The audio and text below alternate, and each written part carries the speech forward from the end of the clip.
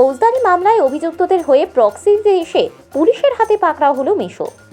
ঘটনাটি ঘটেছে ডোমকল SDEM আদালত চত্বরে।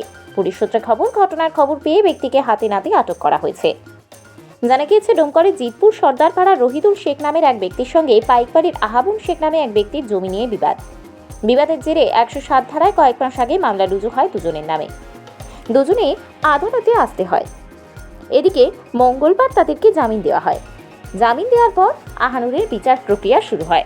সূত্রের খবর, আহাবুন কেরলে, তাই তার হয়ে সাক্ষ্য দিতে আসেন তার মেশো মেহেরুন শেখ। তারপরে কাঠগড়ায় প্রক্সি দিতে ধরা পড়ে যান তিনি।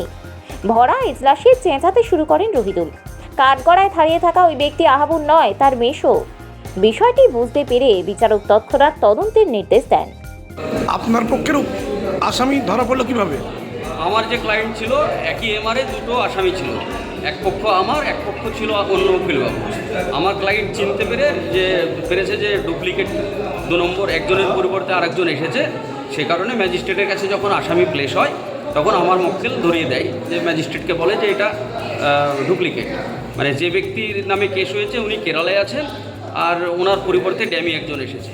সঙ্গে সঙ্গে ম্যাজিস্ট্রেট বুঝতে পেরে ওনাকে পুলিশ কাস্টডিতে দিয়ে দিয়েছে। ওনার নাম কি? ওনার নাম তো আমার সঠিক জানা নাই আপাতত।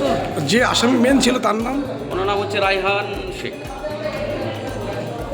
যে আপনার পক্ষের আসামি কোনটা? আমার পক্ষের আসামি যিনি বেলে আছেন আপাতত, রায়হান শেখ। আর ইনি ওই তো ডেমি। আপনার নাম? আমার নাম তসলিম আরি পানসারি।